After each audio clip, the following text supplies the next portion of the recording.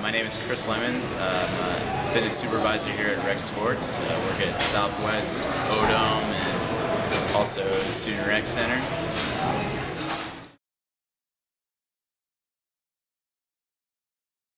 Rec Sports is pretty involved right now in trying to stay on top of the game and the most up-to-date fitness goals and fitness innovations out there right now in society. We've added on a new annex to the gym with the Olympic lifting, which pretty much just teaches explosion. You got flexibility, just power. And with that, we kind of adapted what the football program is doing with their switch over to the new fitness program that they're doing. Pretty much it's a lot more of the CrossFit style, just powerlifting. For those of you that are into the world competition weightlifting.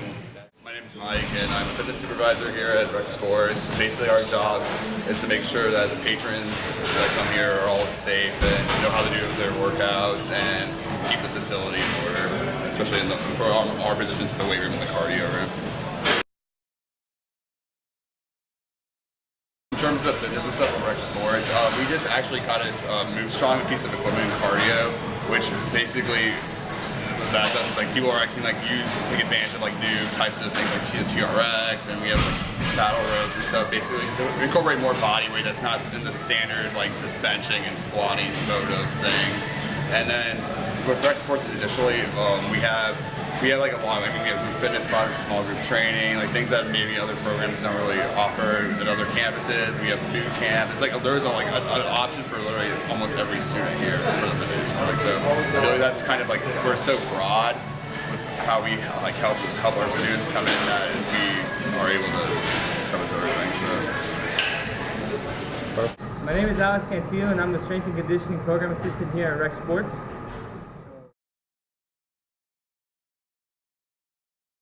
With strength and conditioning, what we're doing is we're constantly innovating our weight room and expanding.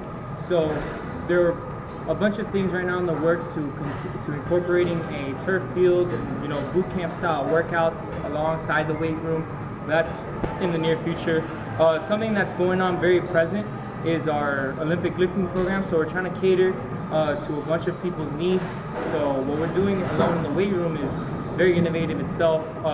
As far as many other aspects of fitness goes, group fitness, small group training, we provide a ton of classes that from starter level to expert, many people can go and take those classes.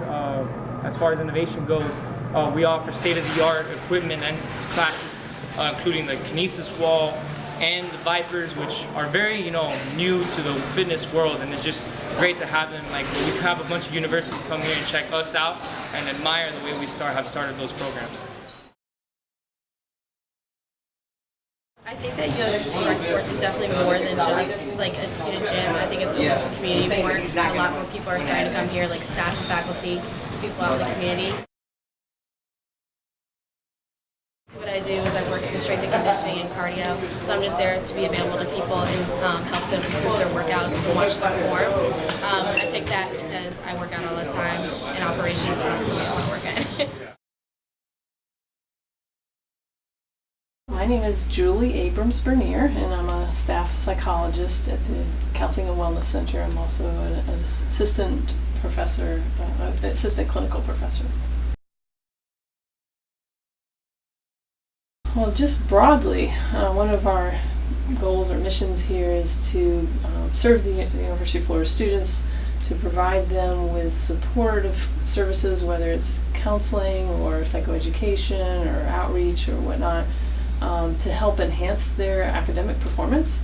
And so, being psychologists, we want to look at what might be some of those psychological barriers or development kinds of issues that might be getting in their way of self-actualizing. And part of our byline is to promote optimal performance. So in an academic setting, obviously we want to help promote students' academic success. It's an ongoing challenge. I think we've made progress in the last decade or two with regard to addressing issues around stigma, but we realize that it's still out there. We try to inform students about our services and appeal to them a variety of ways to help them understand that you don't have to have a serious mental illness in order to come here. In fact, part of our services is that they're short-term, time-limited, and there are some students who may need something more than what we can provide. So we really want to meet sort of the average student, their needs, and so in promoting our services, we do that. We have enhanced our website, for example, so people can see images of everyday students doing everyday sorts of things. During our preview sessions that we do during the summers with students as well as parents, we give talks as well as have a video that has students talking about kind of like personal testimonies of the services here and some of the benefits that they've gotten out of it, so that people can kind of see, oh, maybe I can relate to that person and I can understand, okay, here's a place where I can go to get some help and support for that particular issue.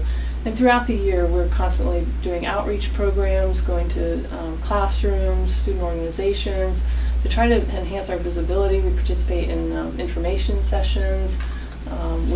Some of our professors teach courses, faculty liaisons to student groups. So we're trying to get out there to help people know about our services, to put a face to some of what we do. Well, I know personally I often recommend exercise as a way to help manage stress, mood, sleep, concentration. Has a lot of benefits, and so that constantly, whether it's students go to rec sports or do some exercise on their own, I think that is a very important element in terms of their overall mental health. Now, rec sports also offers other programs too, like yoga, and that's something that I often would recommend. There's actually some literature on how yoga can help benefit a student if they're dealing with anxiety or depression, and if they're experiencing muscle tension, for example, associated with anxiety, something like that involves some stretching could be helpful. Similarly, the University of Florida, through Student Healthcare Center, has a massage therapist, and sometimes I'll mention that to students who may be experiencing anxiety or stress. That's something that could be helpful. We even happen to have a massage chair down on our first floor, so students could come and utilize our massage chair. They don't even have to make an appointment to do so. But there's a lot of mind-body kinds of things that I think are really helpful, and it really depends on the student's needs as far as what we may recommend.